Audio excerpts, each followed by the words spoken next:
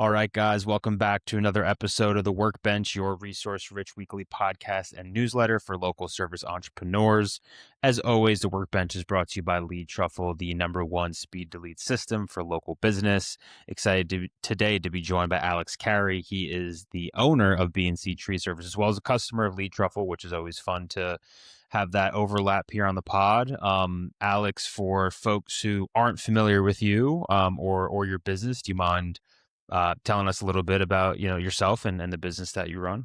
Yeah, absolutely. Thanks, Brian. Thanks for all that you do.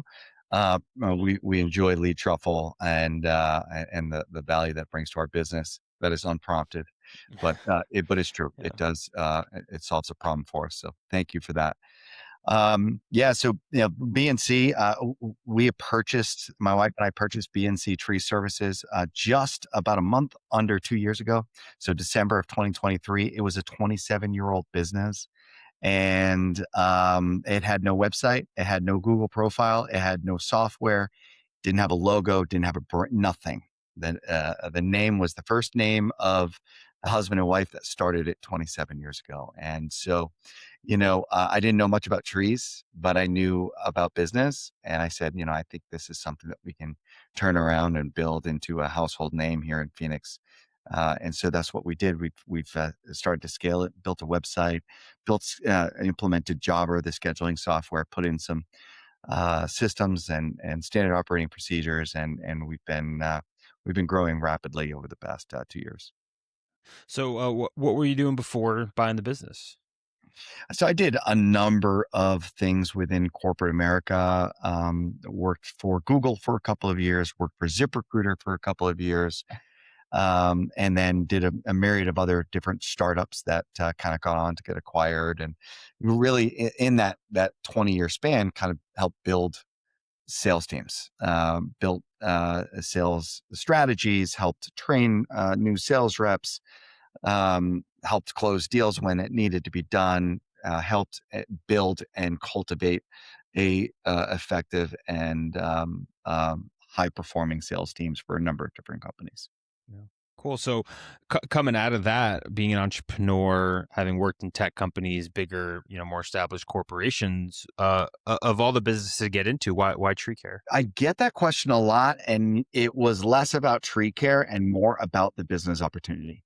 Yeah. I knew that I wanted, after 20 years of working in corporate, I knew I wanted to bring some, uh, I wanted to get my hands dirty. I want to roll up my sleeves. I wanted to get in front of people, and I wanted to feel like I was adding value to the you know, to homes and or to homeowners. And so I didn't know about plumbing. I didn't know about, electrician, being an electrician. And those are trades that you actually have to have a license for. You have to have, really pretty years of experience. And so when I came across this tree service, there is no license that's required to own one in Phoenix. You can be an arborist and certified arborist, but traditionally, that should be the guys, in the trees or explaining the services to the customers. And so that wasn't really something that I needed to obtain. For plumbing and HVAC and electrician services, in order to be in business, you have to have a license. And so the, Yeah. the owner traditionally owns that. So this was really kind of a way to kind of get into the services business, but there was a low barrier to entry. And so that's kind of why this stuck out to me. And I saw that there was no frills. I mean, no website, no Google profile. And I said, geez, they've got amazing reputation. All we have to do is allow people to find it. And that's kind of what we've done. What was the searching process like? Like, how long were you looking for businesses? What type of businesses did you look at? And what was that process from going, okay, I think I want to do this, to actually signing the dotted line with BNC specifically? Man, it was brutal. I mean, it was like 10 months long. I left the company that I was with. I just wasn't being satisfied. I wasn't being challenged the way that I thought it was going to be. And so I just went on this journey for 10 months of looking for, I started other companies. And so my natural default was to go and start something from scratch. But I'm married for almost 20 years. I've got two kids that are getting ready for college. I've got a mortgage. I didn't have the luxury of couch surfing. I didn't have the luxury of minimizing my monthly income. And so I really needed to go into something with some cash flow. And so that's what triggered I read Walker Dibel's book, Buy Then Build, and it rocked my world. I think I read it 3 times in under a month, and started listening to a bunch of their podcasts, and discovered this ETA world that's there, entrepreneurship through acquisition, and all the tools that are available to buy some of the top companies in America. Frankly speaking, if you're a company that's doing $1 million a year in revenue and you've been in business for at least 10 years, you're one of the top 1% of companies in America. And that is available to be purchased at 90% financing through the SBA. I mean, that was that to me when I discovered that, that was groundbreaking. And so that's kind of what changed my search from starting something from scratch, where I was looking at starting an indoor pickleball court. I was looking at a number of different types of ventures, to now it redirected to, biz buy sell, talking to local brokers, interacting with small businesses to see who would be open to selling. Yeah, for people who maybe haven't, aren't super deep in like the ETA world or maybe read that book, can you kind of summarize what the ethos was there and what about it sparked something inside of you? Yeah, I think the concept of buying or taking off from someone else's success. And so where services, what's interesting is most service businesses have been started by someone that was passionate or really good at that trade or at that Mm, service. That hmm. doesn't necessarily mean they're really good at business. That doesn't mean they're really good at marketing or sales. They're probably a good plumber, or they're probably trim trees really well, or they know how to fix an irrigation line. And not no fault to them, but that kind of brings them up to where they are as a business to be functional and maybe baseline profitable. But to scale that beyond $1 million or $2 million a year in sales takes another skill set. And so that to me just made a lot of sense. That was kind of like a little light bulb moment. And I'm a marketer. I'm a sales guy. I love building teams. I love kind of being able to uh, galvanize a group of people under one vision. And so that's kind of what really triggered the redirection to the ETA world. Yeah.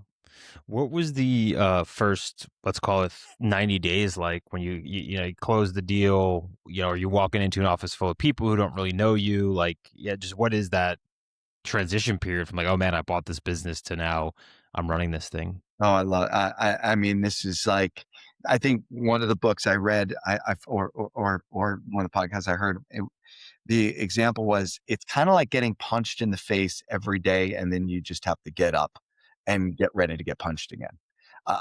It was brutal. It was absolutely brutal. Um, there was no office. There was a yard, and 9 out of the 12 guys didn't speak a lick of English. And I don't speak any Spanish. It was very tough. It checked my resolve big time. It's hard to build a relationship with people of a different culture. Number Yeah. one, it's really hard to build a culture amongst people that don't even speak your Yeah. language.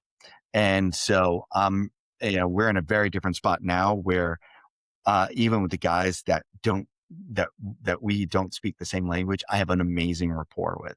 I have an amazing relationship with them. They trust me. I trust them, and so I'm very proud of that. But the first 90 days were tough.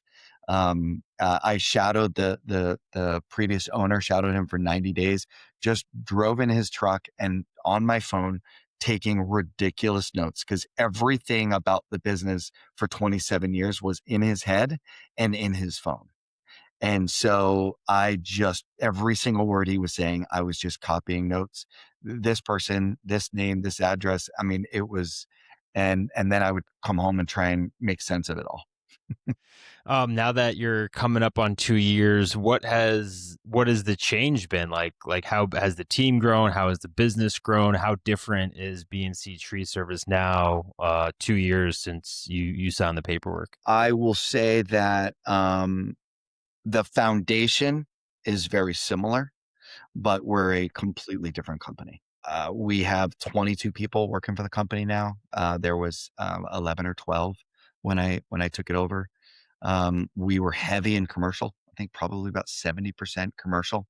We're now probably 70% residential, with 30% commercial. So the residential business was way more profitable. But the way that the business was structured, it was structured with one large group of guys, of 11 guys essentially. And so that 11 guys would go from one commercial job to the next commercial job. And when we would land a residential job, we would do, maybe two of them, but the whole group would go. And as I didn't really fully understand this, but we restructured the business halfway through this year. And so we, at that point, had two residential crews and a commercial crew. And when we looked at the numbers, we discovered that the commercial crew was not doing double the revenue of a residential crew. And so we were like, oh my gosh, why do we even have this commercial crew? If we have a big commercial job, we can just combine them. And so we then divided it up again. And so now we have four crews of four guys, and our it is significantly impacted revenue in a positive way. I think most people would maybe initial intuition would be like, oh, B2B is better than residential. You have longer contracts. It's corporate budget for someone's pocketbook. Like, why do you think residential has been more successful? Yeah, B2B is a race to the bottom. Mm, When it comes to a shopping plaza, when it comes to an apartment complex, when it comes to a hospital, they are less concerned about the way their trees look and more concerned around the safety of the trees, the safety, the health of the trees, making sure that there's no hazards. When it comes to residential, now people take pride in their trees. They take pride in their landscape. They will pay a little bit more to have it look clean, look kept, almost design. And we always like to say we're kind of, it's art and a science in that we want to sculpt and design the tree and at the same time keep it yeah. healthy. And so people are willing to pay a little bit more, hence your margins are a little bit higher on the residential, and they're going to be done more. They're going to be done maybe every 6 months, or they're going to be doing at least once a year.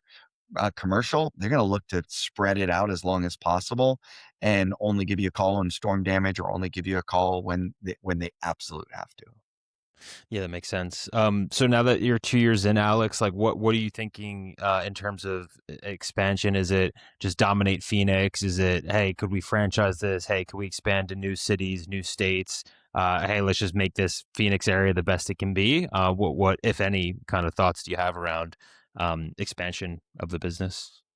Yeah, we have a 5-year plan. We want to be the biggest, best tree service in Phoenix. I think we're well on our way.